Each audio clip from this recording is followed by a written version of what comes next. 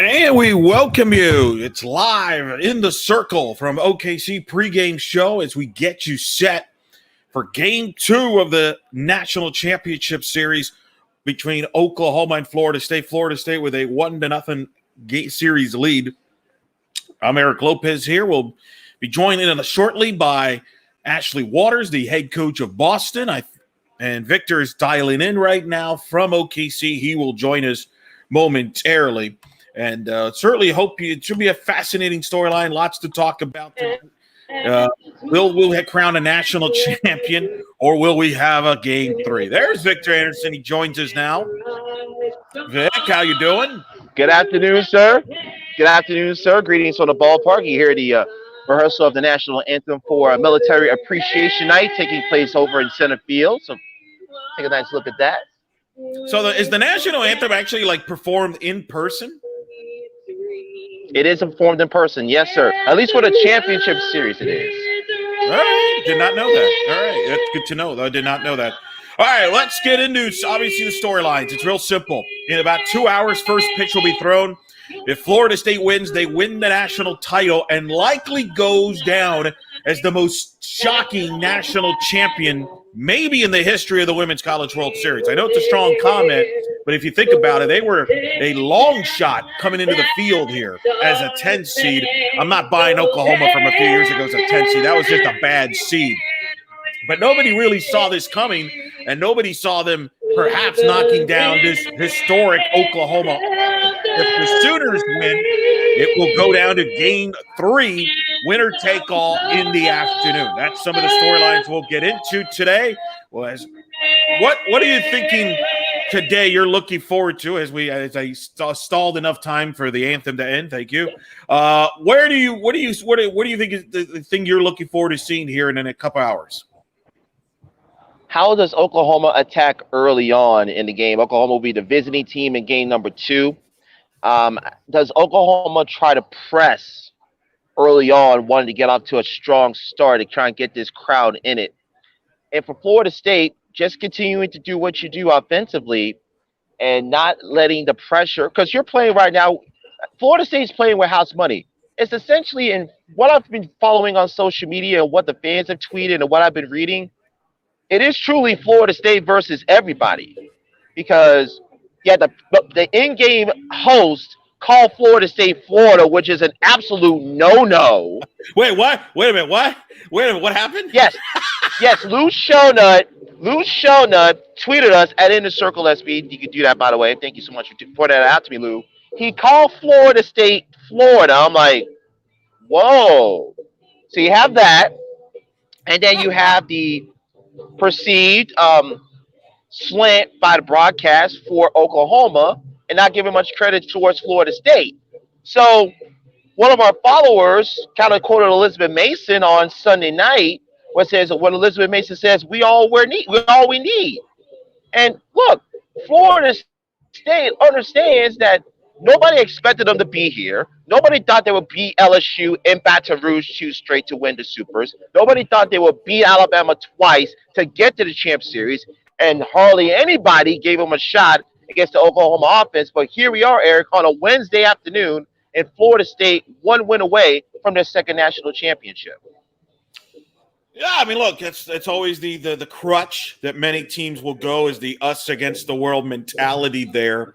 But the bottom line is the reason it is the way they play during the season. This is not Florida State's best team ever. They didn't win the ACC regular season. They didn't win the SEC tournament.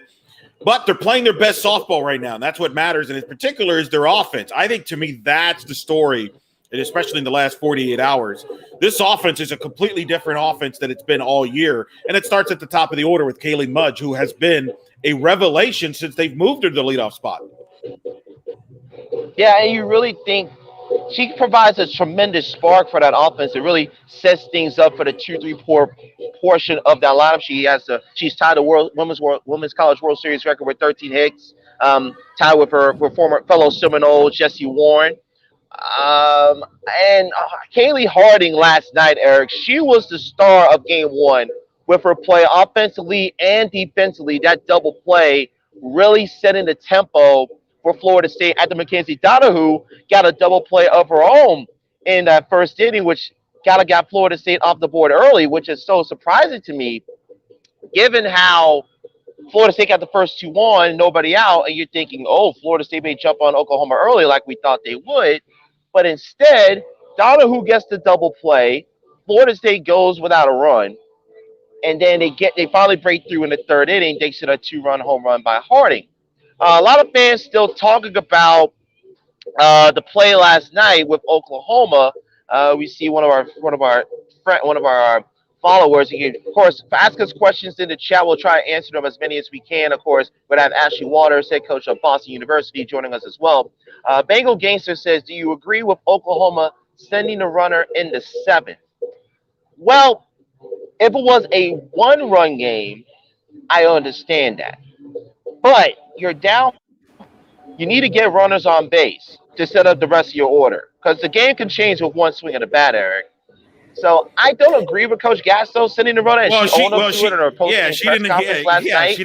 She didn't agree with it either. So I think it was a bad night for Oklahoma. It is what it is. They got to clean up their game. And I said this in the pregame yesterday. They got to play a clean game, and they didn't do that. And if you don't play a clean game against Florida State's going to make you pay. And I think that's what happened in game one. And I'll be curious to see what happens in game two. People are expecting, Robbie's expecting a Juarez-Sandercock matchup. Are you? I wouldn't be surprised if Caitlin Arnold got to start tonight for Florida State, and then you could try and bring in Sandercock in relief to what you did last night for Watson. Because we highlighted this last night, Eric.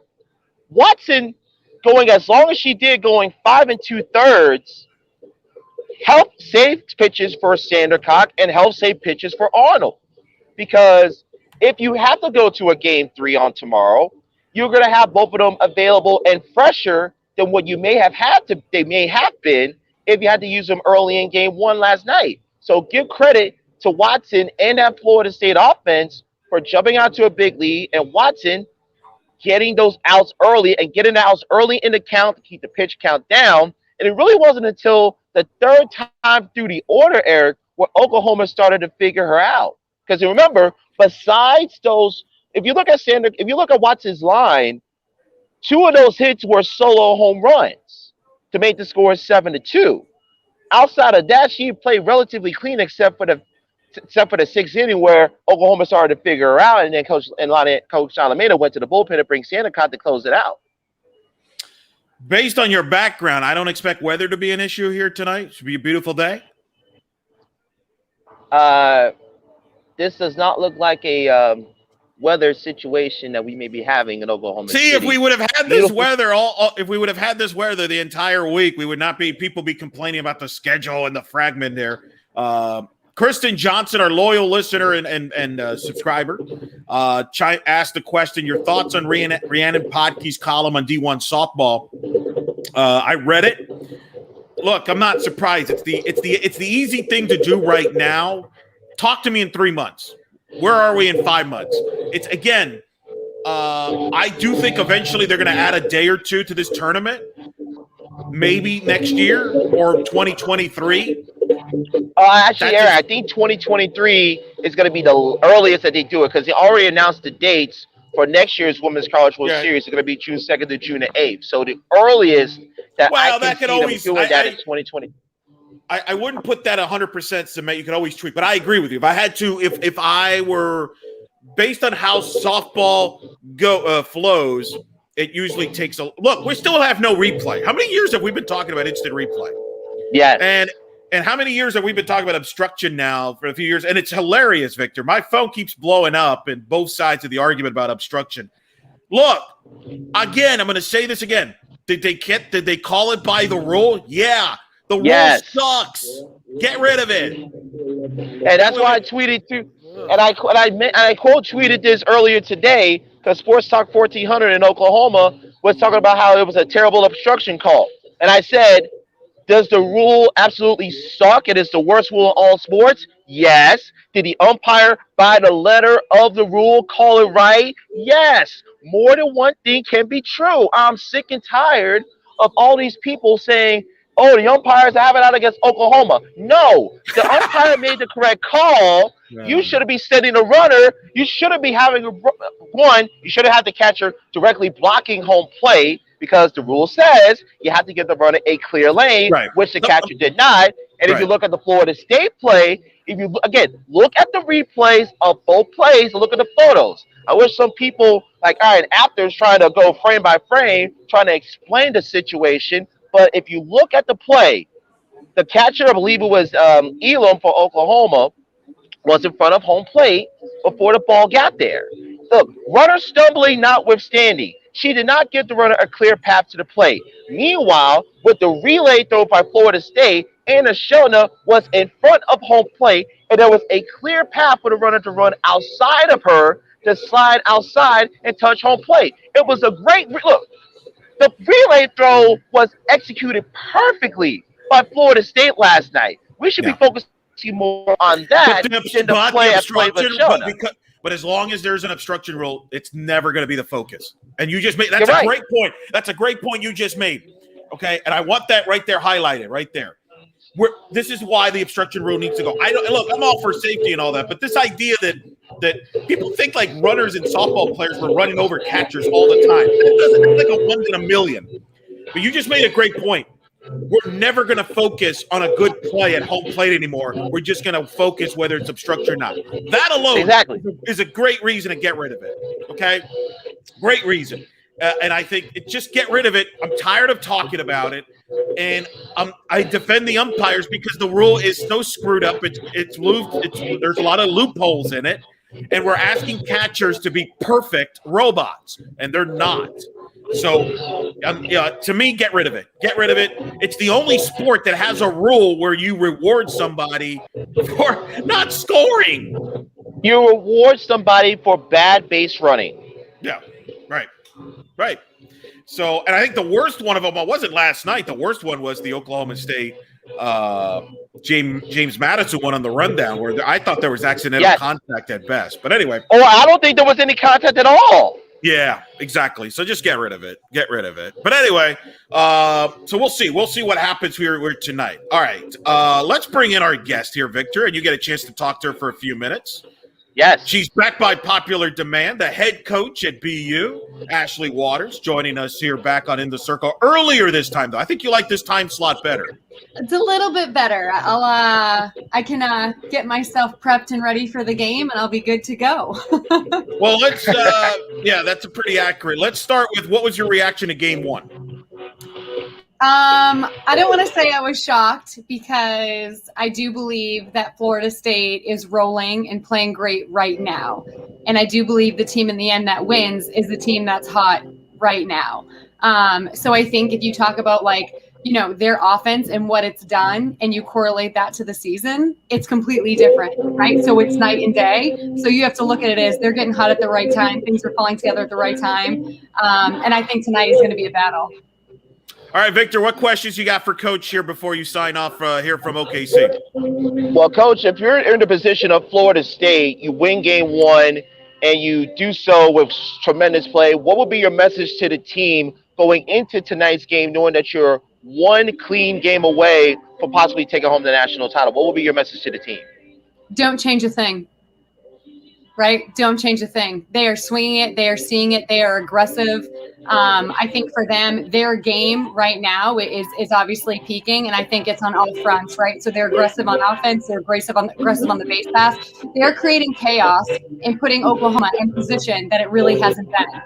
And I think that pressure and that continuous just putting the ball in play and making them have to do things, I think that you're starting to see that Oklahoma is human, right? So we see this offensive side and we see this prolific offense of continuous doubles, home runs, triples, RBIs. But when you take a step back, there's this constant thing of, oh, hey, Oklahoma is one of the best defenses in the country, but you're seeing right now they're making mistakes. People are actually putting the ball in play.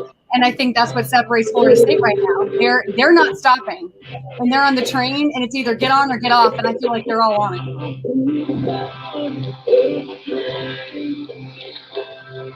But Eric, take yourself off mute so we can hear you, sir. Well, I was just now. going to say, I'm just listening to the music in your background there. What are they playing? Coach, like we've had this issue with Eric and his microphone every night, at least once, since we've been live in Oklahoma City, where he'll be making a great point, but he has himself from mute, and he still hasn't figured that out. I love it. Now, Eric. I just want to make sure Coach Waters doesn't get interrupted by me. That's why. That's my way of not interrupting her there. Touche. All right, Victor, give me your prediction for tonight before we let you go here from OKC. Good weather, you're saying. What are you expecting to happen here? Are we going to have a game 3? Is this the last game of the year? I think Florida State ends it tonight.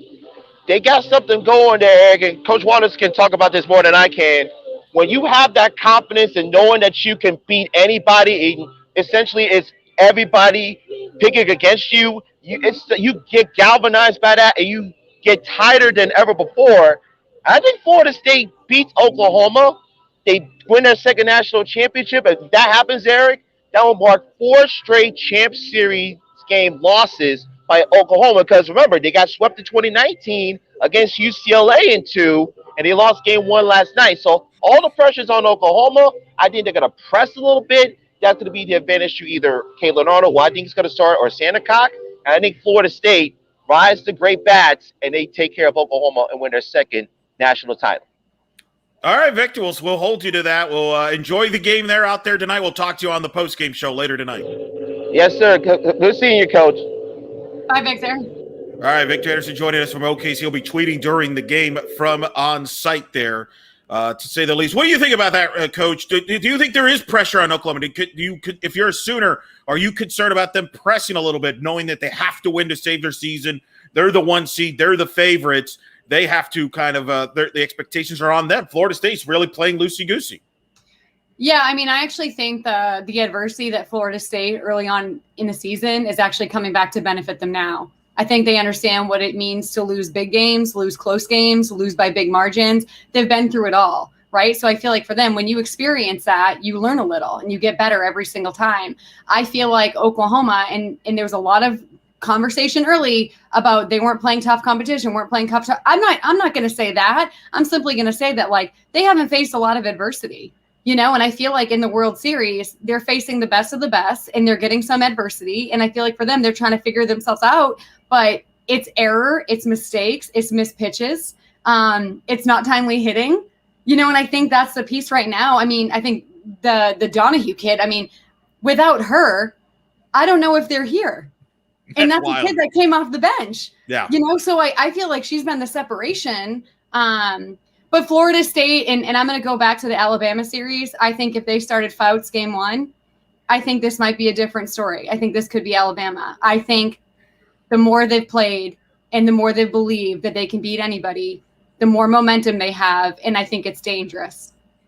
So that's a good segue to the question of who do you think should get the ball tonight for both teams, starting with Florida State. Would you go Sandercock or do you go with Caitlin Arnold? Or I don't think Watson is an option. I would go Sandercock with Arnold. I would think it would go Sandercock immediately to Arnold. If there's an issue with Arnold, I would almost go back depending on what the offense looks like. I think Warren did a really great job yesterday. I also believe I was shocked. I did not think that she was going to throw, but I almost was like looking back like, hey, did Patty and Lonnie call each other and say, hey, we're both going to start our number 3s, number 2s?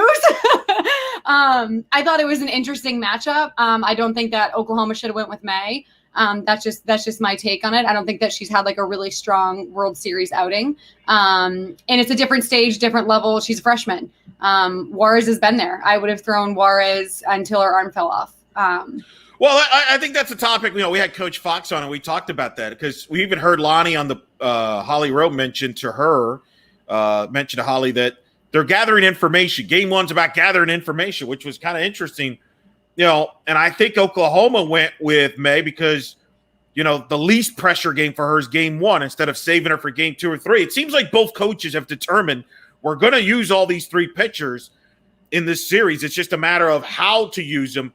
Instead of, to your point, like they're not going to throw G. Juarez, it seems like, all 3 games. Clearly didn't. They clearly did not decide they weren't going to use her. So it's a different mindset than in the past when, hey, you just throw your ace. But that seems not to be the case anymore. Yeah, it's interesting. I feel like Lonnie does a really great job, and you and I touched on this the other night. I think she does a really great job of like switching her pitches and mixing them and not being afraid to put all three out there. I think when you have that and you've consistently done it, their defense believes that all three of them can get it done. And I think that's the part that you're seeing. Whereas now with Oklahoma a little bit, you're seeing May came in, didn't do well. I don't think that they went to Sale quick enough. And then I didn't think Sale looked well or looked good. And then now you switch it where you have like a lefty on the bench who I do believe is actually throwing well right now. I think she had a tough, end of the season. But you know what? That's how it works in pitching, right? There's going to be good games, there's going to be bad games. But I do think that like the World Series, she has adapted to it. She knows how to perform at it. And I think right now she's your best arm. I would have gone with her.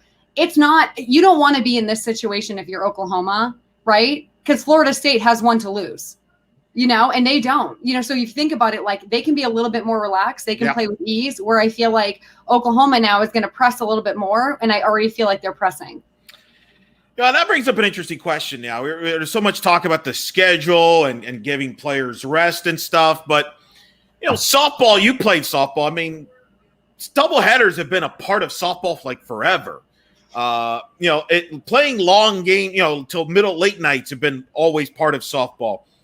I feel like more and more we're trying to be like baseball, which is, I thought, the original purpose of trying not to be like baseball. And I think these decisions and these pitching decisions, it gets overthought and like, well, let's save her for game 2. Let's say, like, pitchers can throw every day. They're used to it. Are we overthinking right now this as a sport right now? Are we being too cute as a sport? And this is the part, we don't know what goes on internally on each team. We don't know if someone has a nagging shoulder, a hurt knee, a lower back issue, a hip. What you don't know, right? But to me, yes, pitching has 100% always been a sport where we've said it's a natural motion. You can throw as much as you want. The only thing that gets tired realistically is your legs, right? When your legs gas out, then it becomes a little bit more difficult and you probably don't have as much on the ball. I think looking at this, think about Taryn Mowat, what she did. Think about you can think back these pictures where it's like Taryn Mowat, Rachel Garcia, Monica Abbott, Kat Osterman. Those kids had the ball every single game and no one blinked an eye. It was very obvious. And I think that's the part that I don't know if people just have a different setup on their team or they feel like they really truly don't have an ace. They have a pitching staff, which some have, that's been a little bit more normal. But yeah, when you're younger, you're playing, if you're in the losers bracket, you're playing 4 to 5 games a day to get out of it. And that's just what we grew up with. Obviously, times are changing. I think the SEC going to 1 game a day has started to create a little bit more of a break. Within that break, they're starting to see maybe there's better performing. Maybe they can utilize people a little bit differently on more rest. And I don't know, maybe that's the push for it. I think with our schedule, I'm used to playing double headers in a day, and I'm used to throwing Allie game 1. And if I have to come back to her, I go with her game 2, or, if it's a must win. So it's a little bit different, but I understand wanting to perform at your best when it gets to the World Series. But if it's the same schedule the whole entire year, I don't see what the difference is. And also, I'd give another day. I really would with the World Series, another day or 2. That's fine. But also at the same time, you have to understand it's called the losers bracket for a reason. Yes. Right? If you're in the winner's bracket, it's because you won. You're rewarded for it. If you're in the loser's bracket, it's because you lost, and it's supposed to be harder. Right, and should make it more rewarding when you get out of it, like these two teams did. Correct. All this talk about, and again, I agree with you. For the record, I agree because some people have kind of misconstrued my comments. I agree with you. I think the World Series should implement a day or 2 off. Yeah. Especially a perfect time is between the semis and the championship series. Yeah. And I think you could do some things. We've had Jessica Mendoza on to do a home run derby on that day. You could do media availability. But if you need games if necessary, or weather messes up your schedule, you have that day or 2 to play with. Yeah. To kind of give you room. But I think we have to be fair. Like, one of the things right now that's helps softball is television, exposure. Yeah. The longer you drag out a tournament, the harder it is for television to schedule. Yeah. Like, case in point, game 3 on Thursday. If there's a game 3, it's going to be at 2:00 Central Time. And I would argue playing at 2:00 in Oklahoma City. I don't know if you've been to Oklahoma at 2:00 in the afternoon. Gets a little humid. That's being in the afternoon because of TV conflicts at night. You're going to run into that the longer you try to expand the tournament. And I think some people don't understand that. And I'm not saying that TV should dictate things, but the reality is TV is very important. Correct. Yeah. I think it's, and that's a part too, where I think there's a way that you could go about this to make it more fair, create more rest without extending it for 2 weeks. Right. I don't think that we need to completely change our game. I think not being like baseball simply means that their game's a lot slower. It's elongated, right? We're like a really fast paced, sport. And I don't think there's comparisons. I just think they look at the baseball schedule and they're saying like, okay, think about what they get versus what we get. Right. And I think it's a lot of they get time. Okay. They get massages, they get, dinners or parties or whatever, right? They've locker rooms, they've showers. There's separations. But when it comes down to the game, I mean, to me, it's if you had a day or two in, I think that satisfies some people. And I think it gives kids a chance to almost enjoy the experience a little bit more versus, hey, you just played a doubleheader, go back to the hotel, you need to eat, you need to get in bed. I think it's about creating memories, and the more time you get to spend with your team, the better. So those days off, maybe it's exploring Oklahoma City, maybe it's going for a walk, maybe it's a team dinner, maybe it's some of those things that really create special memories, along with giving them a chance to recover. You make a great point. The massages, things like that should be addressed. Yes.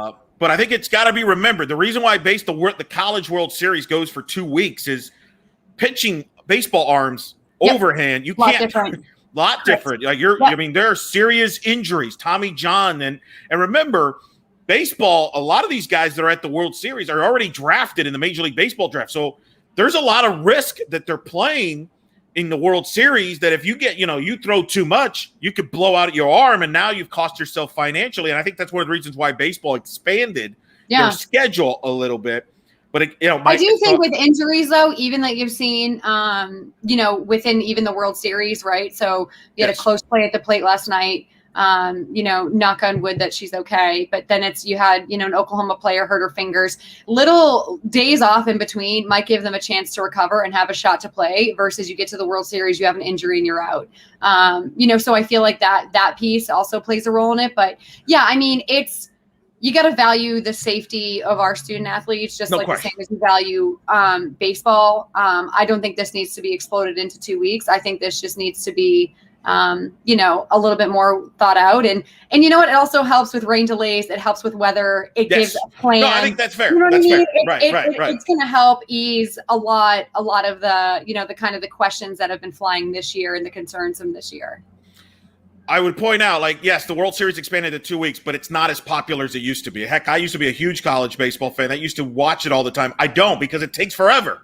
Yeah, I wait for the championship. The championship series is right. Dive in. But yeah, it's definitely a different. It's just it's slower. It's not as exciting. It's not No, and the way they do it, by the way, the reason what they do is they play a game in the afternoon and a game at night. And with baseball being 3 hours, 3.5, you could get away with that. But yet those ratings in the afternoon are not as good. And it hurts them a little bit at night. And I would point out, I've talked to some of the alums who have been at the Oklahoma City that have already left, to go back to work. Now imagine expanding this into 2 weeks. It's going to be harder. Like I went in. I actually was thinking about that too, because you've seen like a couple of the nights where the second it gets to obviously the weekends are packed, right? They're full. Everybody's there. But yeah, I mean, people do have schedules and a lot of people fly in from different places. So you can see that there's that either, it's a busy, crazy, hectic weekend. And then it gets to Monday and all of a sudden it starts to, people start to slide out of there and going to do what they need to do. Let me ask you about, because this has been a hot topic in baseball, where they're talking about moving the season back to March, starting in March. Moving the world, I know you got the smile here, because I know this is right up your alley here. But I want it from a different perspective. Obviously, there's the on the field stuff, Northeast schools, things like that. Yeah. But I'm talking about, one of the other reasons that they have brought up of doing it is better TV slots, because there's a lot of sports going on. I don't know if people realize. I mean, the NBA playoffs is going on. That's one of the reasons why Game 3 would potentially be in the afternoon. The other thing is the NCAA track and field championships, which is a big event for them. Yeah. And let's be fair, for them, that's this is their Women's College World Series. Why should they be hurt by another sporting event being pushed back? So they're going to have their championships in prime time. There could be Olympic factor, especially in an Olympic year. That's a big event watch. Yeah. So baseball has talked about if you push it back by the end of June, July, they kind of have that platform to themselves from a TV standpoint. Like the World Series would be the only game in town, and they would think they would generate more interest and revenue. Is that something that softball should consider, pushing it back a little bit, not just because of helping teams from the Northeast and things like that, but from a television standpoint, if you have more slots available to you, you're not going up against the NBA, you're not going up against baseball, MLB baseball or hockey and things like that. Now you have more time slots, and maybe you can expand this a little longer if that's what you choose to do. But more importantly, have better TV slots. Yeah, I mean, I think obviously the one factor is, preseason for a lot of people is the winter.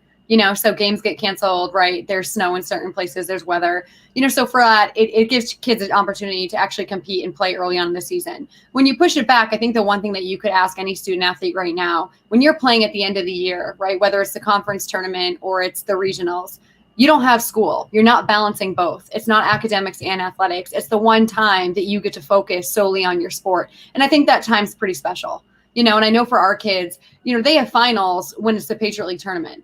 And it's a grind, and I think that's the piece where it's like the second that you actually start to allow them to just do what they love and have that chance to just play, it's pretty special. So I think pushing it back, you're giving kids more of an opportunity to, one, finish finals within like maybe conference play, where it's not as strenuous, it's not a tournament. For us, I mean, we're trying to get an automatic bid, and that's the only way we're getting there, and I think that's the part that like for some schools, it's really hard. But yeah, I mean, I think it's institution. It comes down to money. I think everything is financial, right? So when you have to, keep kids up in the dorms, or you have to feed them, or you have to per diem, like whatever that looks like, I feel like that would be the only financial cost of this is the second you push it back. And I know baseball is obviously elongated already, but if you look at it, I mean, I guarantee you these kids are happier when they're just playing baseball, and maybe even they take a summer course or add something in. But like, I think when you look at it, it gives them a chance to just play, which I think is a pretty cool thing. And it also gives the Northeast teams a chance to have a little bit more of a preseason. I know, and Coach Bakich of Michigan, the baseball coach, has even presented where he felt that the attendance would go up in baseball, and maybe the same with softball, with the attendance would go up across the board because, in February, March, a lot of times softball games, I know this, you're going up against other sports on campus, right? Like basketball is concluding. You're going up against baseball, maybe head to head. You're going up against other sports. Now, the drawback, as you mentioned, I think the counter is that's a second semester. Who's going to, finances from that standpoint. Yeah. I know men's soccer is trying to push for a 2-semester sport, but again, can you afford it being a 2-semester sport and the finances that come with that? So it's a very fascinating conversation that I think both sports, baseball's having it very strongly. They're trying to push this to next year. We'll see if softball, I'm curious if they follow that for a lot of reasons to help programs up in the Northeast. I mean, not just you, but I've talked to coaches in the Big Ten. Yeah. They're playing first 5-6 weeks on the road. Yeah, because they can't play at home. Like you're in the same boat. So in a way, if you push it back, you would have better opportunities to play at home and probably lower the cost of travel, correct? Yeah, 100%. And I think obviously that travel piece is massive, but, I think for us, like we're traveling regardless just to play the best of the best. That's how it works. But I do think for like the Big Ten, it's a different situation for them. There's only so many schools. It's funny, every single year, it's the same schools that can host. And if you have a turf complex, good for you because you have a chance to, host regardless. So it might be 30 degrees, but at least the field is playable. So I feel like we've been in every situation you can imagine. So, it's funny preseason when you're traveling in February to go play a game and you're like, hey, we're going down south, and south happens to be South Carolina and it's, 40 degrees that day and you hope the sun comes out. There's certainly adversity with it, but yeah, I think the financial piece is always going to be what decides these decisions and, getting pushed back a little bit more, whether it's for baseball, for softball, even if it's just a tiny bit, I do think it's going to make a difference. And obviously schools in the South are against it because they have the weather advantage. And correct. They based a lot of their tournaments on bringing teams up from the Northeast and everywhere that can't host. Yeah. So there's this kind of tug of battle in both sports. I mean, it's not just a softball issue. It's a baseball thing. It's the same thing. I've seen where Northeast teams come to play teams here in Florida, for example. Yeah. And I'm sure you've had, you've come to Florida for some tournaments. You've come out West to play a tournament. California schools probably don't want to move it back because they kind of have an advantage of, hey, you come to us and play some games while you guys, are playing in snow. Yeah. And I wonder too, if you think about it, like when our kids get to school, so whether you start in August or September, I mean, realistically, they're starting as soon as you get there, right? So you might have the first week of classes, then you get into it. So now you're talking, they're playing, August, September, October, November, taking a break in December. And then coming back, whether it's early January, mid-January, whatever that school. So it does like elongate the year a little bit more. So I don't know if like physically that's just more of a toll, you know what I mean? Just to make it like a little bit longer, or if, you know, obviously they change the days in which we can compete. I mean, there's obviously a practice schedule, there's a playing schedule, you know, so maybe we start a little bit later in the fall when we get going. But, you know, it's interesting. I feel like for us, it would be nice to have the season pushed back weather-wise. I think for the Northeast, it makes complete sense. I understand like your side of it from the other sides of the country who love hosting tournaments and us coming there weekend after weekend. But I think there'd still be that. It would just be spread out and you'd get to go to different places and see new places. And, you know, I feel like for us, every year I try to go somewhere new, somewhere we haven't been, give these kids a different memory, a different experience. But I think it only benefits the student athletes and benefits the coaches and takes away some of the headaches that we have. It's just going to be a financial component. Yeah. So we'll see what happens with that. On there. So if someone told you right now, you got to decide, you make the Women's College World Series schedule. All right. We keep it the way it is for now, just for argument's sake. We're to keep it right around this time frame. How would you schedule the Women's College World Series?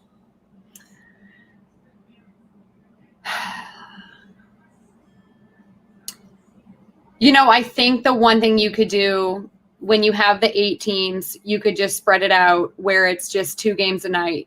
You know, okay. So you have, and it's whatever that looks like, it just gives it like another day. You know what I mean? But it does give these kids a longer experience being there. And then I would say, you know, the first day it starts on, you have 2 days or 2 games. The next day it's 2 games. You know what I mean? And then you start to kind of get into the thick of it with the losers bracket and figuring that out. I think there's a day off between the semis and the championship. But I do think that like extends it with still a lot of action where people are invested. So I think when you watch 3 or 4 games a day, for the viewers, it's great because you feel like you have, you know, something to do the entire day and it's exciting. But I do think the second that you like split it to like 2 games, then you start to like spread it out, give them more rest. They only have 1 game a day until it gets to that losers bracket. Then that's maybe when you play 2. And those are the games, or those are the days that have 3 or 4 games, you know, versus starting it early like that. I think we're going to head it for that. I don't know if it'll be next year because I think Victor was on before you came on. He mentioned they already announced the dates for next year. Now, is that in cement? Could they tweak it? I don't know how that all works. Maybe they announced it because they don't want to hear from people. You know, that would be the move I would do, right? Like, no, we're going to start it right here, all right? Stop they're like, we're going to put it out there right now so people don't reach out. That's a great line. That's a good line. They could just do that. So we'll see, maybe 23, if not next year. I do think they'll tweak it at some point. But, you know, steps at it. You know, look, I've said this, Coach, for a while. Can we just get instant replay in first and get rid of construction? Then we can kind of like, we have a lot of stuff we also can figure out as well in the meantime. I mean, you know what? I feel like there's a lot of things to work on. And if we're not adapting and improving, then we're not doing our game justice. And I think that's the part of it. So I think from this World Series, okay, after a year of everybody being, you know, sidelined, doing nothing, right? Now, all of a sudden, all these things are coming out and all these things are exposed. You know, and I think that's the part, like there's a little bit more focus on it because now we're recognizing how special it was or how special it is and how hard it was without it. You know, so now we just want it to be great. We want it to be perfect. And I do think, obviously, you know, the obstruction rule has been, you know, a huge factor in this World Series. Okay. And now you're looking at a schedule that's been a huge factor. People playing in the middle of the night, that's been a factor with weather delays. So I feel like there's been a lot of things. And now it's people are finally voicing their opinion and saying, okay, we need to speak up. We need to change something. Which is, I mean, this is how things get changed. You recognize you don't like it and people jump on board and they're saying, we agree with you. And I think that's a big positive because it used to be in the sport that everybody kind of stayed hush. Hey, dude, let's not create a stir. But that's and I'm glad that's changing. You know, one of the reasons, you know, me and Victor started this podcast 6 years ago, we wanted to get coaches on like you to have a voice. You know, and talk about some subjects instead of kind of like heading the hand, you know, in the sand. Like, why is this going, you know, what's going on in the sport? And I think the good news is I think we're getting to that point now where more conversations are taking place. And I think that's a good thing in the end of the day. And, you know, as far as construction, the only thing I'll say, but Victor made a great point, and this is the point this is really Victor's point he made earlier, is the reason I would get rid of obstruction, if nothing else. What obstruction has done now, Coach, every time there's a play at home plate, no one's focusing on if it's a great play or not. They're just focused if it's obstruction or not. And I think that's terrible for the game. We should be focusing on whether it's a great play or not at home plate, not whether it's obstruction or not. But every time we're going to see a play at home plate, oh, is it obstruction? Is it not? Instead of, wow, what a play. And I think every time that you send a kid home, you're actually wondering, right? So to me, it's supposed to be written in there to protect, the runner or for a safety reason. However, the rule is interpreted differently by every single umpire. And I think that is the problem, right? So it is a gray area. It is not black and white. Some call it, some don't. Some see something, some do. So to me, I think yesterday by rule, those are both obstruction calls. He called it right, but does that make the game great? No. It takes away the best play in the game, the plays at the plate. You know what I mean? And I think that's the part of it. Like, we're losing a part of our game that is incredibly exciting. And when you're on defense and you can hit a relay and turn and throw somebody out at the plate, I mean, to me, that is just like, that should be rewarded. That's incredible. But too many times the ball's beating the runner, and you know what, that catcher is putting themselves in a position maybe too early, half on the bag, half whatever, and it's changing the whole entire game. So, I mean, it definitely played a role yesterday, but I did think the umpire did a great job in calling what he was supposed to call. It's just a matter of it's interpreted differently by everyone. Yeah, I don't blame the umpire. That's the interpretation of the rule, and I think we're just expecting catchers to be perfect, like position, perfect mechanics. Yeah. They're human beings. Like they are, and I think when you have a play at the plate, you get excited, right? So your job is to block a bag. Your job is to get the out. So what do? Right? They start to move a little bit sooner. It's just like being a cutoff, right? You start to transition and open up so you can have a quicker release, so you can get the ball in and out of your glove. Catchers do the same exact thing. They're moving. They're trying to make a play, but to me, I feel like they don't have an option. I think if you ask any catcher, this has probably been the worst. And I mean, I guess base, obviously if you cover a base too, I think for me, it's you see it at second base, you see it at home plate the most. I mean, I think it's getting in the way and it's changing the game, and I don't think that should be a factor. I agree with that. We got some questions. Rick makes a great question. Softball is the best sport for TV and attracts the fringe fans. Hopefully JMU showed that we should have more conferences televised. I could say this, Coach. I've seen your team online. I've seen them on ESPN Plus and on ESPN3. You're getting more exposure now, and I think ESPN Plus has been great for softball. I use it. I watched the Missouri Valley. I watched your league, the Patriot League. I watched it during championship week to help me fill out my bracketology, number one, which I did see you as a 3 seed, by the way. So, yeah, that helped because I watched your team play. Love that loyalty. and you got a 3 seed, and I think it helped in that case. Do you sense that? Do you feel that there is now more exposure for softball, that your league's games are online? And yes, obviously you want to be on the TV side of things, but as we've talked about, there's only so many slots, but there's a lot of viewers, especially young viewers, that stream games anyway. And I think that's kind of the future of television, of how people consume what they're watching is on stream. And I think the best thing that you guys you're doing is you guys are on ESPN3, ESPN Plus. That's just as much of a big deal as it is even being on like ESPNU, for example. Yeah, I mean, I think obviously with smart TVs now, people have obviously an opportunity that they get to see different programs, different conferences, different teams. But yeah, I mean, I think for me, like I'll come home, I'll throw on ESPN Plus, ESPN3, and I'll just leave it on. I'll watch different games, different conferences. And it doesn't, to me, it's just, I love watching softball. I love the game. I think if people are recognizing that, it's a great opportunity for them. But yeah, the more exposure, the better. I think for us, obviously, if you're a recruit and you're looking at Boston University, how great is it that you could sit down on a weekend and possibly watch a doubleheader, right? Or a single game. It gives you a different feel, right? Especially in a year like this year when you can't come to campus, you can't see games live. But yeah, it's pretty special. I think it's really important that teams get exposure. And I think obviously, financially there's a role with that, but you can set up a single camera. You know what I mean? You can set something up to give people the opportunity to kind of see you. But, I think for us, this started as very much our families getting to see it. We wanted to make sure our parents and our friends and our fans had an opportunity to watch it. And I think this year you recognize how special it was when people outside of that realm, when there's, kind of nothing going on, that they were peeking in and taking a look. And, I got more texts and more calls this year regarding it. And I thought that was pretty neat. So moving forward, it's exciting. We love going to big time tournaments because of that. We love the exposure. So when, you go to Arkansas and they're saying we're on the SEC network for 2, we're like, okay, yep. Great. Same with Florida. So, I think when you look at it, that exposure is only going to help you, right? Win or lose, it's at least going to show, kind of what the team looks like, what the environment is, how we kind of hold ourselves, which I think is pretty great. No, I think you're right. I learned that this year. This year, the American had their first year on ESPN Plus deal. Yeah.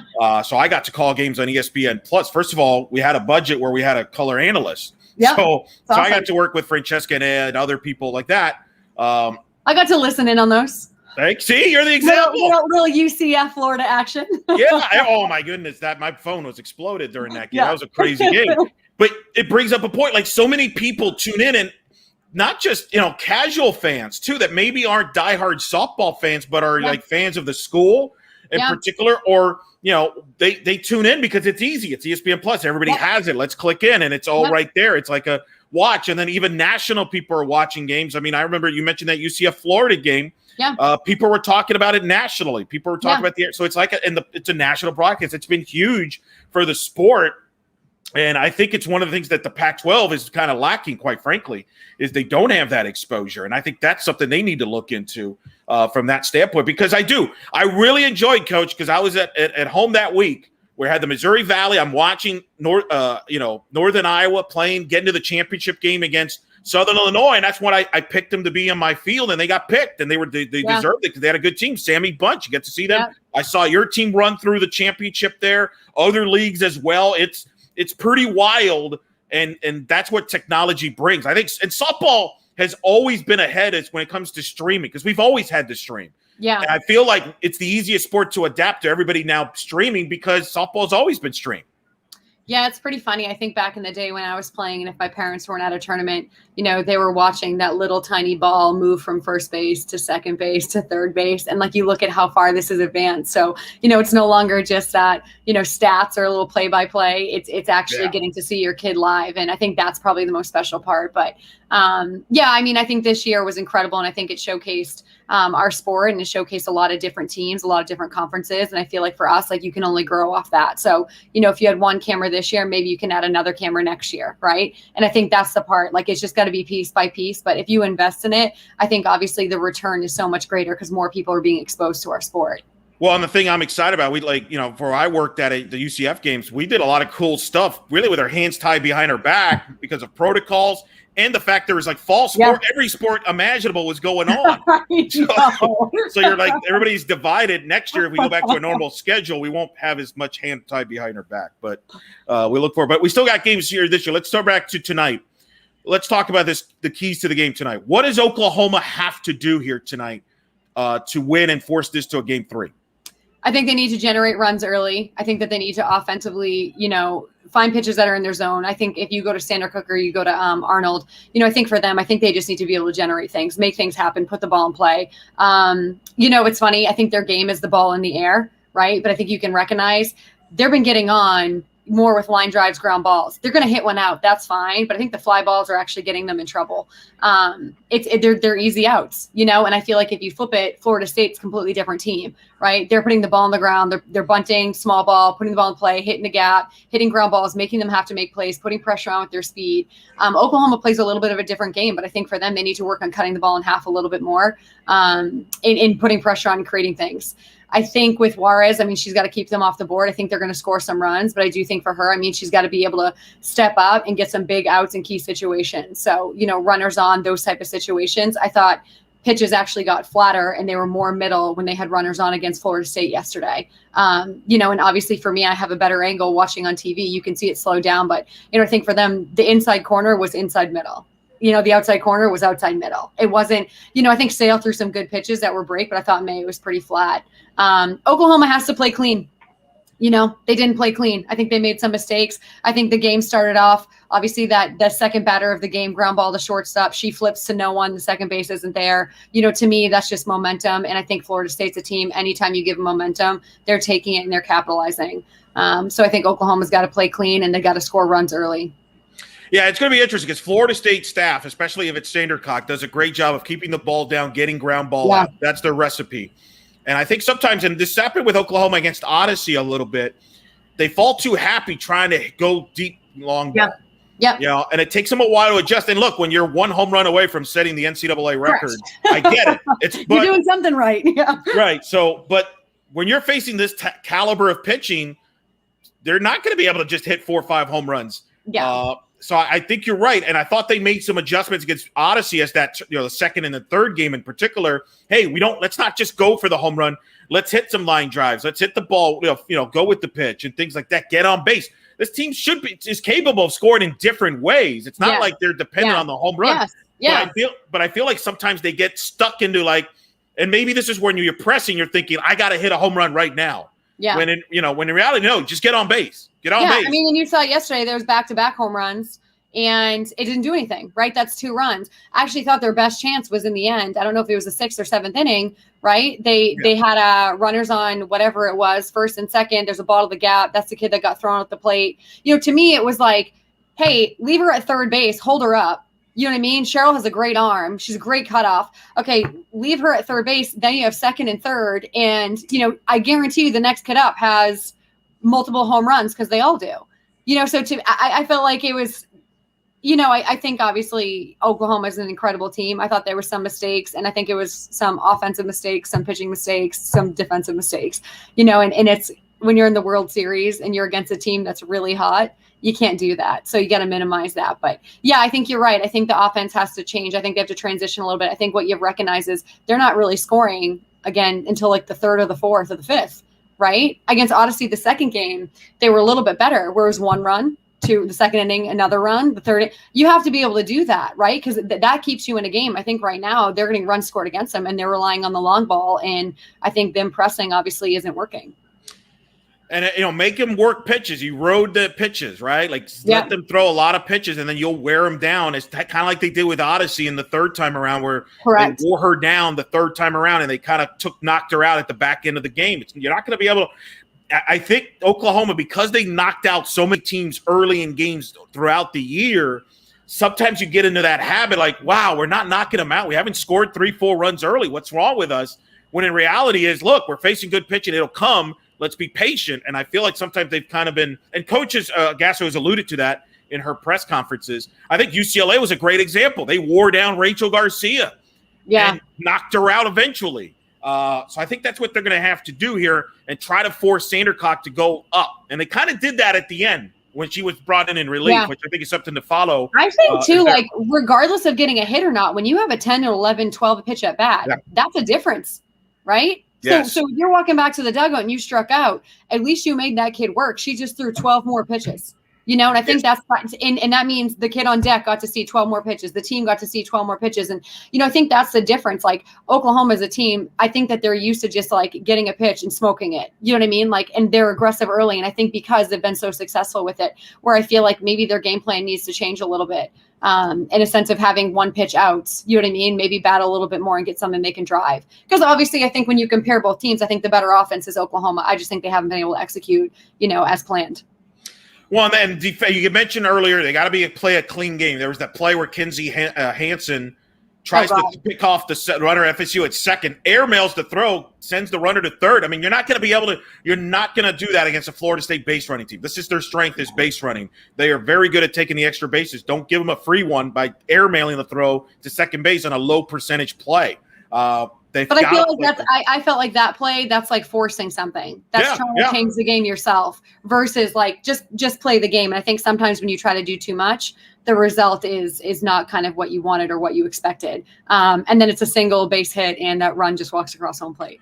Well, let me ask you, like, because everybody, people are like, some people have been clamoring to move the tournament to different cities. They think Oklahoma has a home field advantage. And look, it is a pro Sooner crowd. Yeah. But can that be a detriment from the standpoint that you've got 12,000 people with high expectations on your team? Does that put pressure on you? Is there more pressure because you're playing in front of 12,000 people? I'm not saying that you feel sorry for them, but remember, these are 18 to 22-year-olds. They're not professionals. Like, and I guess I've always been a component of, there's privilege with pressure. You know what I mean? Like they're in a privileged position when they have pressure. I think that's really cool. Like you made it to the College World Series, it's a stadium filled with 1 million fans, and whether they're cheering for you or against you, I think that's really cool. But big players step up in big moments. And Oklahoma's a team filled with really big players. But you can recognize, with Donahue, the scrappy one who hasn't been playing, who had a chip on her shoulder, who's been trying to earn it, trying to claw, trying to whatever to get in that lineup. You know what I mean? Like she's playing lights out because she has something to prove. Versus, I think some of them just believe it's going to happen, and I think that's the difference, right? Where it's you have to have this kind of blue collar, gritty approach, and I think that's the difference. I think Florida State has it. Their backs have been against the wall. No one believed they'd be in this position. They're the underdog, and I think sometimes being the underdog, it's easier. When you have the target on you and you're the person everyone's chasing always, I mean, that can be mentally exhausting because you feel like you have to be perfect. Whereas Florida State, they've gone through these trials and tribulations, and right now they just get to play the game they love and they're having a good time with it because they have nothing to lose. They shouldn't be there. Yeah. You know, and I think there's like a difference of mindset. And I feel like you can tell when an Oklahoma team is making, you know, throwing balls away, trying to pick someone off too, an airmail, like little things like that to me means, okay, there's a little bit more pressure and they're not necessarily handling it well versus, you know, Florida State's thriving in it because they know everyone's against them. Yeah, they've used that liner. I think yep. Lonnie. I think they love the haters. Well, and I don't think it's an accident that she brought up playing at 2 a.m. Yes, obviously she has concerns about playing late games, but I think she used that too to fuel motivation. Like, hey, look, they're making us play at midnight, 2 a.m. How can these people make us play that late? You know what I mean? I think that's part of the strategy as well, to their point. What do you want to see from them? What do they have to do tonight to close out Oklahoma and win a second national title? Yeah, I mean, I don't think they need to change a thing. I think for them, they've played some really great defense. I think we saw some really great. I mean, that right fielder made a throw and, you know, threw a key, obviously directly to third base. And I thought they had some nice, you know, outfield defensive grabs. I thought that Oklahoma hit the ball well at points, right? They had a couple line drives to left field that were smoked. You know, they had a couple line drives to first base that were smoked. I think they actually like cut the ball in half and did well with it. I think they just need to obviously continue to make the plays that they have the opportunity to make. And similar, there's a gap shot. Great. Pick up the ball off the fence, hit your cutoff, you know what I mean? And make a play at the plate. You know, they're making the plays that they need to make. And obviously when you're generating that type of runs, I do think to beat Oklahoma, you have to continue to put up a lot of runs. I don't think it's going to be a 1-0, 2-0 game. But I do think Oklahoma is going to come back tonight with a vengeance. I think Juarez on the mound is going to be a little bit better for them. I think it's going to keep them a little bit more competitive. But I think tonight will be a battle. I honestly can see it going either way. The softball coach in me and like the softball fan would love to see a game 3 just because I love it when it's, you know, both teams winner take all. I think that's you know, really exciting for us. But at the same time, I really do believe Florida State is playing hot right now and good for them. Because tomorrow's game 3 potentially is early, does that have any effect on tonight? Like, does that affect at all some of the moves that could be made in this game because you have a quicker turnaround, or no factor at all? I don't think it's any factor at all. I think they know, I mean, Oklahoma, they need to approach this as, you know, win or go home. That's it, right? So they have to throw everything that they have. All their cards should be on the table. Obviously with Florida State, I think for them, they don't want to get to a game 3 against Oklahoma. You know, then it means, okay, they've seen all 3 of your pitchers. If you can do it tonight with someone they haven't necessarily seen, or have a chance to actually, you know, have them see Sander Cook a little bit more, see Arnold, and not have to go back to Warren, I think that's a little bit better. But yeah, you don't want to get to a game 3 against Oklahoma. I think they're a really tough team to beat twice. I got some breaking news here. This is exciting, Coach. You're going to like this. Last night's game 1 between Florida State and Oklahoma drew 1.86 million viewers. 1.86 million viewers. It beat the National Hockey League head-to-head. By the way, that's significant. I mean, crushed them. Like the Golden Knights and the Avalanche did 1.1 million. That's the most watched. That's higher than 2 years ago when Oklahoma and UCLA game 2 did about 1.8 million. So it's about a few 100,000 more. So it's the most watched softball game since 2015. That's a big number. 1.862 million viewers. It's the 3rd most watched sporting event on Tuesday night, behind only the 2 NBA playoff games, which did 3.5 million viewers. But it crushed the NHL head-to-head. I want to repeat that again. It crushed the NHL again. And it's a monster number. And it'll be interesting to see tonight if they can crack the 2 million mark, which hasn't happened since 2015. That's where we're that's a huge plateau there. Unfortunately, because game 3's in the afternoon, I'm not going to bore you with TV geek details. I'm very much into TV ratings, Coach, as you can tell. I love it. You're not going to be able to, unfortunately, have that big of a number in the afternoon because people work in the afternoon, you know, things like that, like compared to prime time. But still, Coach, that's a monster number, a huge success there. I'm sure everybody at ESPN behind the scenes are very happy, and I think it's great for the sport. 100%. I mean, it just shows you how special it is. So, the more fans, the better. And I want them to jump on earlier in the season because I think that there's some really great games that are on TV, throughout the course of February, March, April, and obviously May and June. So I think for them, hey, if you love it, continue to watch it earlier, watch it often.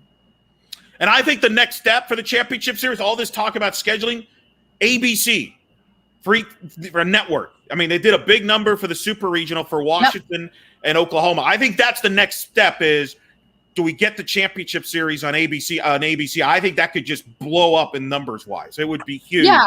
There. I mean, this is the thing. Obviously, if you're recognizing right now where this sport is going, right? So even Pat Murphy said to ADs listening, invest, right? Invest. Because this is something, and I'm talking, if you're a TV station, invest, right? If you're an institution, invest. Right, these kids, they're putting on a really great performance, a really great game, and it's incredible. So if you want to see fast pace, if you want to see, adrenaline highs and lows, if you want to feel the game, I mean, this is it. So fast pitch softball is taking off, and obviously for us, the more on the ride, the better, because it's just going to make our sport better, give these kids a better opportunity. And when you have 4 years of this, and a lot of don't go pro, and there's not a lot of opportunities after. You know what I mean? This is 4 years, and you want to make it incredible and memorable and remarkable. And, I think for them, the better this gets, the better it is for them. And I think that's the best part.